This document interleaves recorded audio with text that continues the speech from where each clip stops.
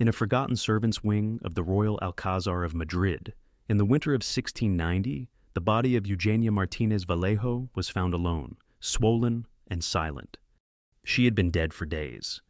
Her flesh had turned gray, split in places where the skin could no longer stretch. Flies covered her face like a veil. Her lips were cracked open, locked in a final grimace not of pain, but humiliation. The smell thick, sour, unbearable oozed through the stone corridors, ignored by those who once laughed at her. No priest, no witness, no one asked why she died. Only the rats knew the moment she took her final breath, and even they hesitated to feed. The cold didn't kill her, nor did her weight, not really. What killed her was slower, deeper, a rot that had begun years before, not in her body, but in the heart of the royal court. Her room was barely more than a hole in the wall. A cracked bowl lay beside her, bread untouched, a single wooden comb still clutched in her hand. Her eyes, wide open, stared at the ceiling as if she had seen something, something no one else was meant to see. No official report was filed, no cause of death listed. Her name was scrubbed from palace records, as if she had never existed, as if someone had wanted it that way. But the portrait remained, painted by royal order, hung for centuries in the Hall of Wonders. A child with the body of a beast, a grotesque spectacle, a royal curiosity. But if you look closely, really look, the eyes tell a different story. There's something behind that stare, something no court painter could erase, a secret buried beneath layers of ridicule and paint, a cry for justice, sealed behind a crooked smile.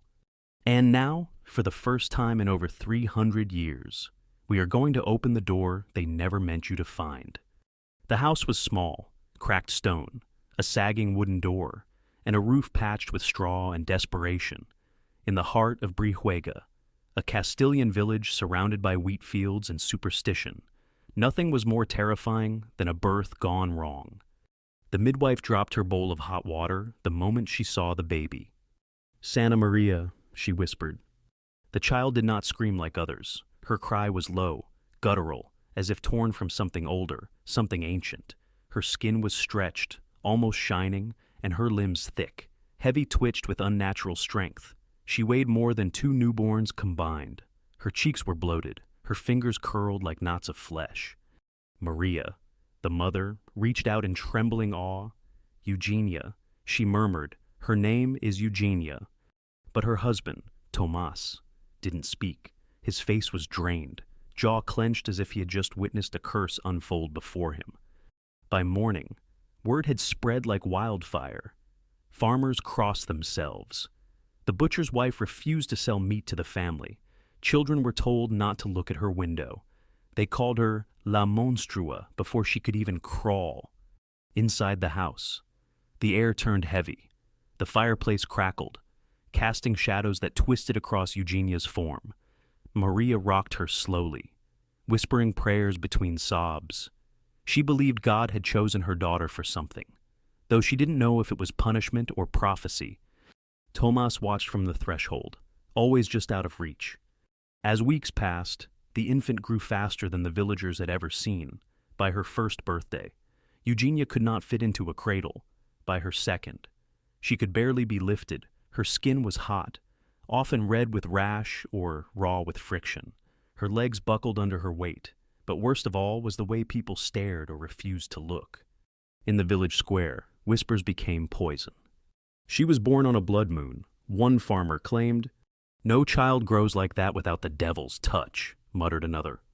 Once, while walking through the field, Maria heard the laughter of children. She turned to see them mimicking Eugenia's gait, slow, dragging, with arms held stiff and out. One of them had stuffed his clothes to look bloated. They screamed and ran when she approached, but the damage was done. Eugenia had seen it, her eyes, wide and dark, brimmed with something far too old for a child's shame. By the time she was 6, she no longer left the house.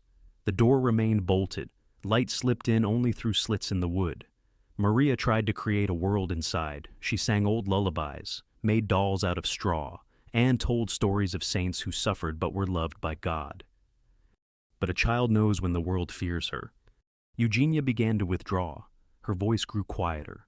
Her hands trembled when touched, at night. She scratched at her skin, trying to peel away the folds. Her legs throbbed with pressure, and walking became painful. Her steps strained, uncertain. When she fell, she didn't cry. She lay still until someone came. Tomas, increasingly silent, spent more time at the tavern. He told the other men that his daughter was sick, cursed, not right, when he came home. He barely looked at her, once, in a fit of drunken rage. He shouted at Maria, "You should have let it die." Eugenia heard him. That night, she pushed her fingers into the fireplace ash and drew something on the wall, a twisted figure with round limbs and hollow eyes. It stayed there for days. Neither parent wiped it away. Winter was cruel that year. The wind shrieked through broken tiles. Food was scarce. Eugenia, too large for her bed, began sleeping on the floor near the hearth. Her breathing was rough. She developed sores on her thighs and bruises where her body rubbed against itself. The village healer offered no help. "What lives against nature," she said, "must not be healed." Yet, despite everything, there were moments fleeting, fragile when the world softened. A bird once landed on the windowsill. Eugenia watched it tilt its head, curious. She held out a crumb of bread. The bird did not fly away. Another time, she placed her hand on her mother's cheek and whispered, "I'm still me." But the village never forgot. When the town priest passed her house, he clutched his rosary tighter. When festival time came, the family stayed indoors, candles dim, windows shuttered. Eugenia listened to the music outside, the laughter, the bells, and wrapped herself tighter in silence. She grew, not taller, but wider, heavier, by age 8. Her arms bore deep lines where skin folded into itself. Her back ached. Her breath came fast. She began to dream of other places, golden halls, faceless crowds, voices that echoed. Sometimes, she would ask her mother, "Why did God make me this way?" Maria never answered. Her silence was not cruelty, it was sorrow. Then, one day, a letter arrived. A royal seal, an invitation. No, a summons. Eugenia Martinez Vallejo was to be presented at the royal court of His Majesty Charles II of Spain. No one rejoiced. No one dared refuse. Outside, the villagers gathered to watch as the carriage pulled away. Eugenia sat inside, staring through the barred window. Her mother waved, eyes wet. Her father stood behind her, arms folded, face unreadable. No one said goodbye. The sky darkened as they left Brihuega. A storm was coming, not of wind or rain, but of spectacle, cruelty, and shame. And Eugenia, the girl they called a monster, was on her way to become a wonder for someone else's amusement. The wheels creaked against the frozen dirt. A veil of dust rose behind the carriage as it rolled away from Brihuega, swallowing the figure of Maria, who stood alone beneath the withered tree outside their home. Her hands, cracked from winters of labor, trembled as she held them in prayer, but no words left her mouth. Inside the carriage, Eugenia sat across from a man in velvet with ink-stained fingers. He did not introduce himself. He only stared. Her body filled the bench. Her dress, made hurriedly by a local seamstress, pinched her arms and strained at the seams. She could barely move. The air inside smelled of candle wax and stale sweat. The man wrote something in a small leather book, glancing up occasionally, as if inspecting an object. Not a child. The road to Madrid stretched over hills and river valleys. For 3 days, the carriage bounced and jolted, bruising her skin with every rut. At inns, they did not allow her to eat in the main room. She ate behind walls, beside barrels or in the dark corners of stables. Wherever she passed, eyes followed, some crossed themselves, others laughed. She stopped asking why. At dusk on the 4th day, the towers of Madrid rose like jagged teeth from the earth, stone upon stone, chimneys coughing smoke, windows glinting like sharp mirrors. As they approached the royal Alcazar, the guards stepped aside without question. The palace was vast, more a fortress than a home. Inside, torches cast trembling shadows over marble floors and portraits that stretched 2 stories high. The ceilings vanished into darkness. The smell of beeswax, old wood, and perfume hung in the air. No one explained anything. A woman with sharp fingers and a mouth that never smiled took Eugenia's measurements. Another dressed her in crimson silk that scratched her skin and left welts on her shoulders. A maid pinned up her hair, pulling hard until tears welled. All of them avoided her eyes. The next morning, they presented her. She stood in the grand hall, under the gaze of more than 50 courtiers, lords, ladies, bishops, and generals. They stood in silence, fanning themselves, jewels glinting under candlelight, then a laugh, then another. Whispered jokes rippled through the room like a sickness. A voice called out, "La niña bestia." Another, "Is it real?"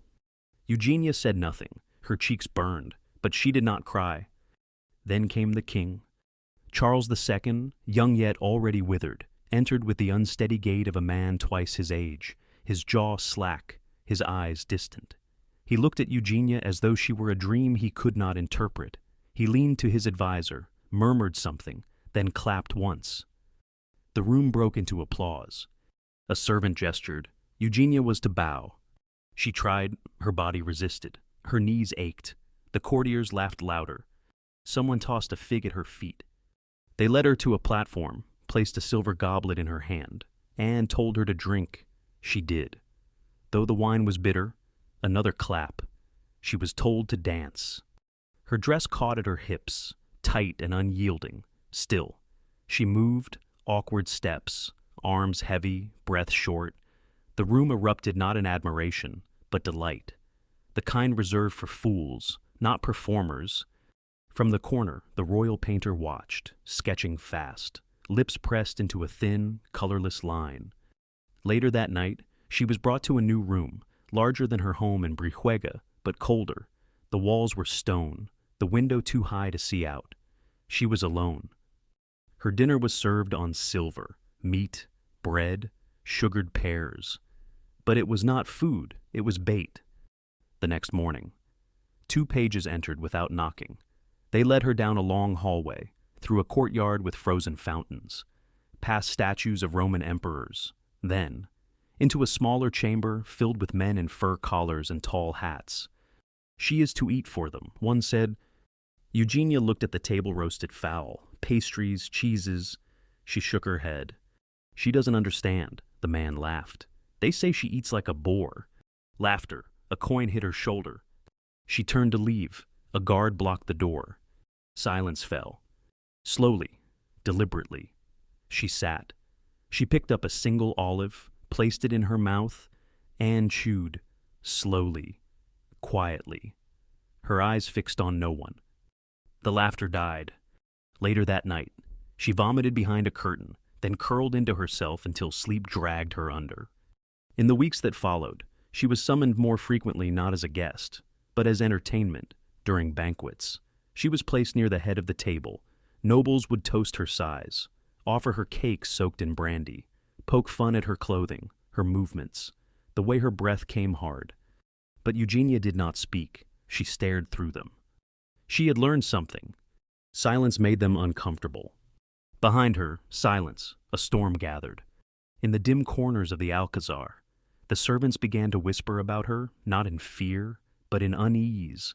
There was something in her stillness, something in the way she held herself against the cruelty, as if she saw everything, remembered everything, and forgave nothing. She was 10 years old. She no longer dreamed of saints. She no longer asked if God had made her this way. She knew now this world was not made for her, but she had arrived, and she would not vanish quietly. The halls of the Alcazar never slept at night. Candlelight shimmered along the marble floors like oil across water. Echoes traveled endlessly, boots, whispers, distant coughing, footsteps too soft to identify. Somewhere above, the king dined in silence, surrounded by gold and shadows. But in a chamber below, laughter swelled with something cruel. Eugenia stood in the center of the hall of mirrors. Silk wrapped around her midsection like a noose, buttons straining, her breath short and shallow. She had been dressed in bright yellow, the color of mockery. The courtiers circled like dogs around meat, fans fluttering, mouths twisted in amusement. Music played from a hidden quartet, too quick, too festive, like a dance at a funeral. Spin for us, someone said. A woman in pearls whispered. She looks like Bacchus himself. Another voice, will she sing? Does it even speak? Eugenia turned toward the sound. She said nothing. Someone tossed a sweet cake at her feet. She bent slowly, picked it up, and placed it on the edge of a marble pedestal without eating it. The gesture was small, but in that room, among people trained to notice every movement, it landed like defiance. The laughter dipped just briefly, but the show was not over. Later that week, the king ordered a masquerade. Tapestries were drawn back, candelabras lit. Wine flowed like blood from broken goblets. The courtiers, masked and faceless, roamed the halls in choreographed chaos. And Eugenia was summoned again. This time, they brought her into the courtyard, where a marble fountain stood frozen in winter's grip. Buckets of wine had been poured into the basin deep, dark red. A page handed her a ribboned robe. She refused it. The master of revels clapped. 2 guards stepped forward. They lifted her not gently and carried her toward the fountain. She thrashed, screamed, but the music drowned her voice. Her bare feet scraped the stone. Her dress tore. They dropped her into the wine. The liquid, sticky and cold, clung to her skin like syrup. The smell of fermented grapes mixed with the copper tang of blood from a scraped elbow. Around her, the court erupted in delight. She rose slowly, her hair soaked, strands sticking to her cheeks. The red stained every fold of her skin, every crease. The wine became armor or humiliation. She didn't know. She stood still, completely still, and the laughter began to fade. The king, seated on a raised platform, leaned forward. His pale hands trembled. His lips moved slightly, mouthing words no one could hear. When Eugenia finally stepped out of the basin, she left footprints behind, red, wet, inhuman. That night, her chamber was colder than ever. She sat on the edge of her bed, silent, her arms streaked in wine and bruises, her body aching, heavy, her eyes fixed on the wall. There were no tears, only breath, slow, shallow, like someone learning to disappear without dying. But the court was insatiable. Soon, she was summoned not just to entertain, but to endure. She was fed meals too large for any child, roasted birds, syruped fruits, trays of meats glazed in honey all placed before her under the guise of generosity. But it was not kindness, it was a test. Would she devour like a beast? Would she be the monster they needed? She began to refuse food in private. She crushed grapes under her feet. She pushed bread beneath her mattress. Her stomach hurt constantly, but the hunger felt like control. Once, during a feast, a lord challenged her to eat an entire roast duck for the honor of Castile. He said, Eugenia smiled. She took the knife. She carved the duck with delicate precision, and then she passed it to the noble, untouched. The hall fell silent. Even the king tilted his head, confused. The courtiers laughed, but it was nervous, unsure whether she had obeyed or mocked them. Word began to spread. She was becoming something else. No longer merely a freak, not quite a threat, but something unsettling. Behind every humiliation, she carved a hidden scar of resistance. She studied them, their routines, their lies, the way they sipped wine with poison in their smiles, the way they praised while mocking, fed while starving, bowed while plotting. She learned the language of silence, how to weaponize a stare, how to anchor herself in stillness when they pushed for chaos. And yet, she was still a child. At night, she whispered prayers into the dark, unsure if anyone listened. Sometimes, a girl in servant's clothes slipped into her room, no older than Eugenia. She said nothing, just left a crust of bread or a ribbon. One night, she sat beside her and sang a lullaby one Eugenia hadn't heard since Brihuega. It was the only time Eugenia cried, not from pain, not from shame, but from remembering something warm. The next day, the girl was gone, transferred. They said, sent to another household. Eugenia never saw her again. Her days returned to display and her nights to silence. Each morning, she woke in the same crimson robe, now fraying at the hem, her hair brushed by strangers, her body examined like a statue for cracks, and each night. She lay still, her mind racing, cataloging every insult, every gesture. She no longer asked when it would end. She asked what they would do when she stopped playing their game. Because even a child, even one they called a monster, learns to see through masks. And in the royal court, everyone wore one. Even the king. She was told nothing. They came for her early before the first bell, before the light had risen through the frost-laced glass of her narrow window. 2 men in brown coats. They carried no instruments, no words, only a letter with a red seal and a single command. The king has ordered a portrait. The words hung in the cold like breath. Eugenia was dressed in a gown of deep green, stiffer than anything she had worn before, lined with gold embroidery that scraped her skin raw. A corset cinched around her waist until her ribs ached. A servant pinned up her hair in coils so tight they pulled at her scalp. The mirror, smudged and cracked, showed her no kindness. Her face bloomed in it, distorted by both her form and the glass. No one explained what would happen, only that she must not move. The studio was cold and enormous, a cavern of dust and stretched canvas. The painter Don Sebastián de Herrera was already there, brushing pigment onto a blank linen square. His eyes flicked toward her, but said nothing. He did not bow, did not smile. He gestured toward a dais covered in velvet. "Stand there," he said. She obeyed, and so began the stillness. Days passed. Each morning she was escorted to the studio, dressed in the same green, her body bound into the same shape. The painter never greeted her. He merely stared, measuring with his eyes, then marked the canvas in quick, brutal strokes. She was not asked about her favorite color, not asked how she wished to be remembered, not asked if she wanted to be seen at all. Behind her, hidden behind curtains and pillars, the courtiers gathered. They came not to admire, but to gawk. She heard them whisper, "Make sure he paints the rolls, the folds must be right." Is that her actual size? God help the canvas if it breaks under the weight. Their words were not swords, they were stones, heavy, dull, relentless. She stood still, but inside, something began to burn. Her feet numbed after the first hour each day.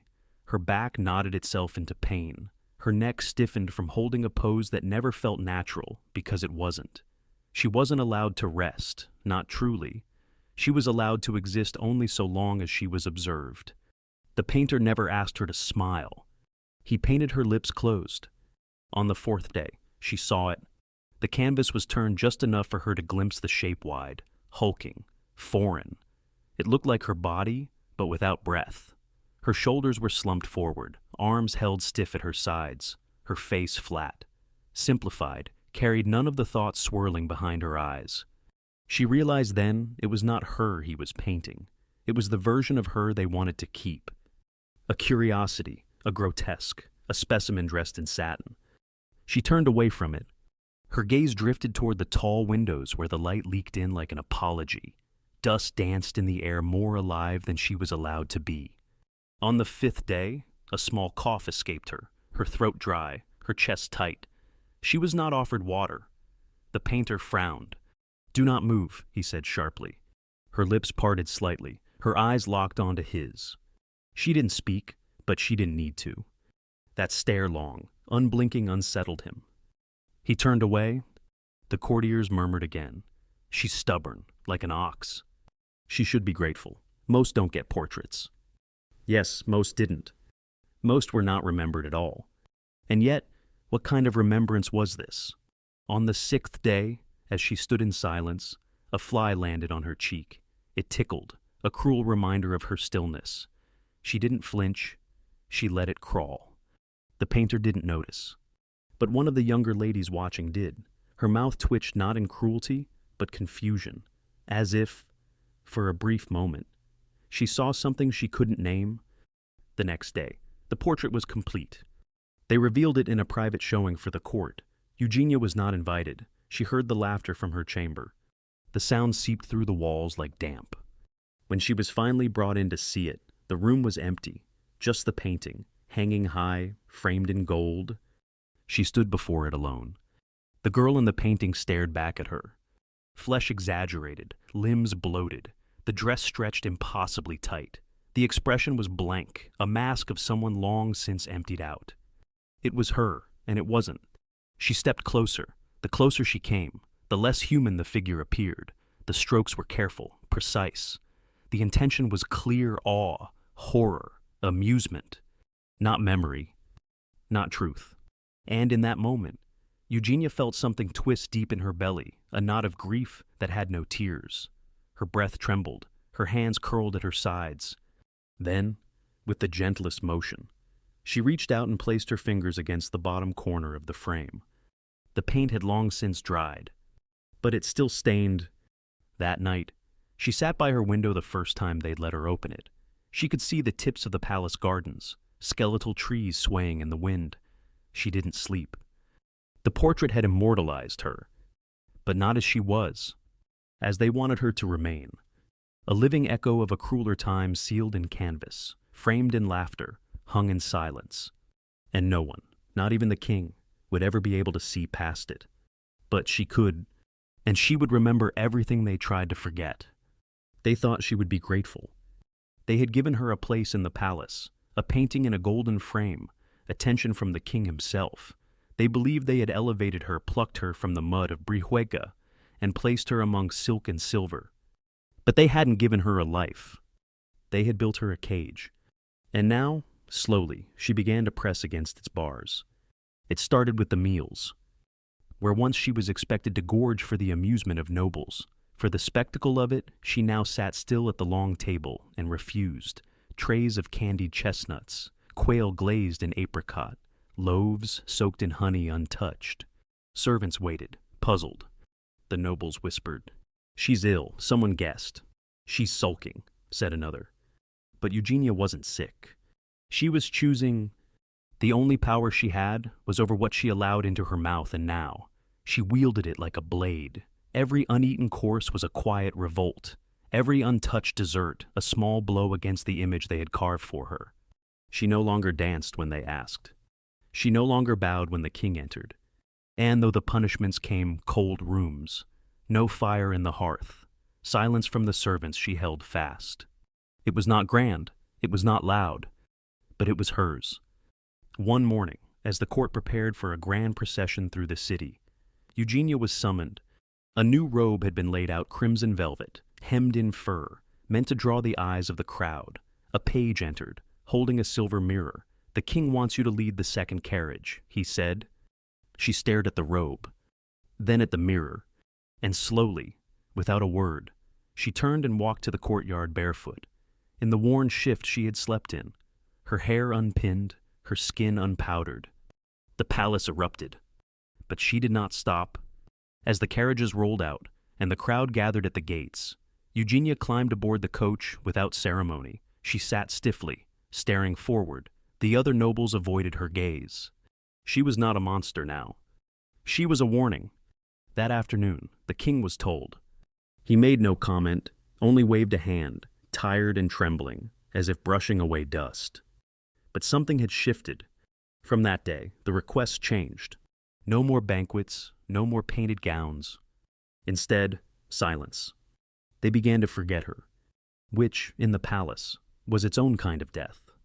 She was moved to a smaller chamber, lower in the west wing, a room without a fireplace, with a bed that sagged in the middle and curtains that never closed properly.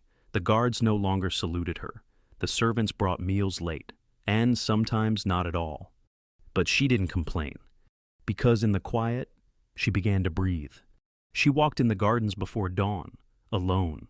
She pressed her fingers into the earth. She spoke aloud, just to hear her own voice again.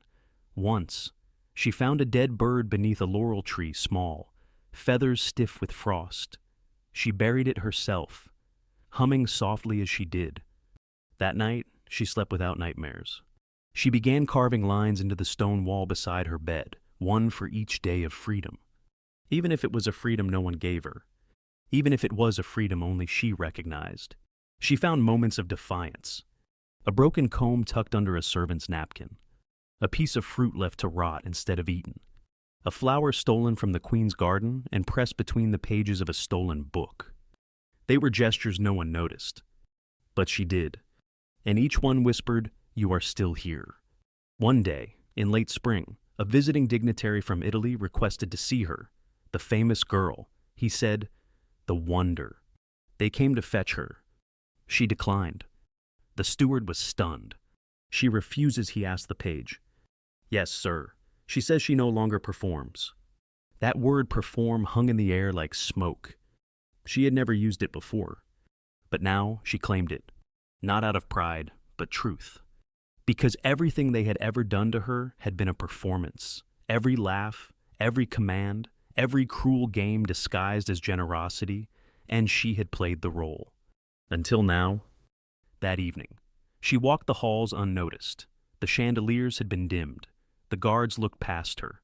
Her own portrait still hung in the Hall of Wonders. Unchanged, grotesque, unmoving, eternal. She stood before it once more. This time, she did not reach for it. She turned away. She knew it no longer held power, because the girl in that painting was dead, and the girl still walking heavy, quiet, burning inside, had learned something far more dangerous than rage. She had learned that dignity could live even in disgrace, and that silence could thunder louder than applause. By the end of that year, the palace stopped saying her name. Not out of cruelty, but neglect the kind that seeps in when the novelty wears off and silence becomes more comfortable than memory. A new court fool had arrived. A contortionist from Naples entertained the king with impossible shapes of the body. There were whispers of a boy from Andalusia who could play music with nothing but bells sewn into his clothes. Eugenia was no longer needed, no longer summoned, no longer fed on schedule. The hallway that led to her chamber grew quieter. Dust settled in the corners. Candles were replaced less often. The sound of her own breath became the only rhythm in the stone walls around her. She was 16. Her body, once a source of spectacle, had grown heavier, not just with weight, but with exhaustion. Her joints ached with each step. Her skin split in folds. Sores refused to heal. The stairs became a mountain she climbed only when forced. Most days, she remained in her bed, watching the sliver of sky through the crooked window. Even the birds had stopped visiting. She had not seen the king in over a year. She did not miss him. What she missed was the sound of someone speaking to her without demand, without amusement. Even cruelty had its clarity. Indifference was worse. It was erasure, inch by inch. The servants rarely came now. Sometimes a maid would leave a tray by the door, stale bread, boiled potatoes, always cold. Sometimes she didn't come at all. Eugenia didn't knock, she didn't ask. She had learned long ago that begging made them smile. Instead, she rationed the food, ate sparingly, hid crusts beneath the floorboards as if storing dignity. Her hair grew wild, her nails, untrimmed, curled. The mirror was gone, removed after she threw it to the ground one morning in a storm of fever and confusion. She had dreamt of her mother. In the dream, Maria was kneeling beside a small bed, holding a doll made of straw. She was singing. Her voice was cracked, but kind. Eugenia, in that dream, had been small again, lighter, loved. She awoke weeping into the rough wool of her blanket, fingers clenched so tight her knuckles bled. The fever didn't break. Weeks passed, time unraveled, days blurred. She began to hallucinate. Once, she saw a fox at the end of her bed, eyes golden, watching. Another time, she thought she heard music, the sound of a single violin in the corridor, though the palace musicians had long since left for the summer. She whispered to herself. Sometimes poems, sometimes prayers, sometimes nothing at all. Then came the winter. The snow fell hard across Madrid, muting the city. Roofs cracked. Frost crept through cracks in the stone, like fingers searching for skin. The palace windows fogged from within. Eugenia's room held no fire. She wrapped herself in every cloth she could find: bedsheets, curtains, old robes, but the cold still found her. It crawled into her bones, into her lungs. The coughing began soft, dry. Then it grew wet, heavy, colored with something darker than breath.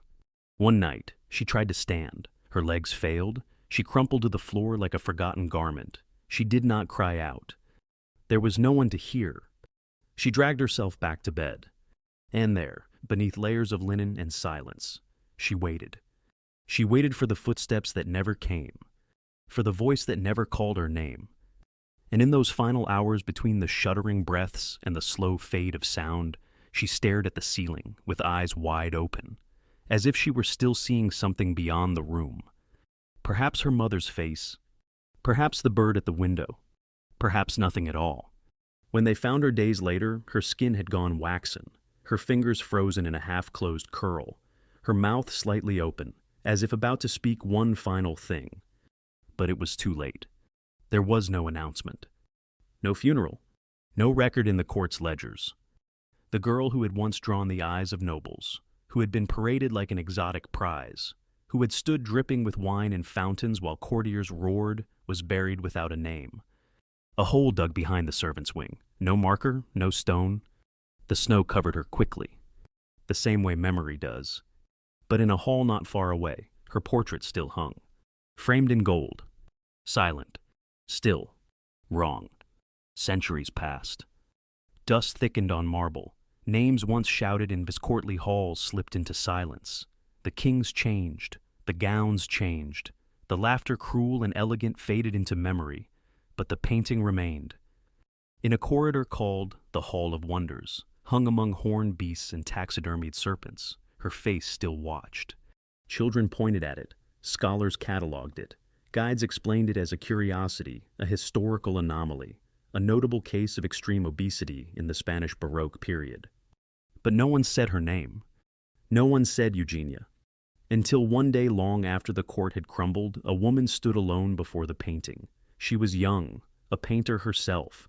Her eyes were tired, like someone who had searched for too long without knowing what they were looking for. She stared not at the folds of flesh, nor the outlandish pose. She stared at the eyes.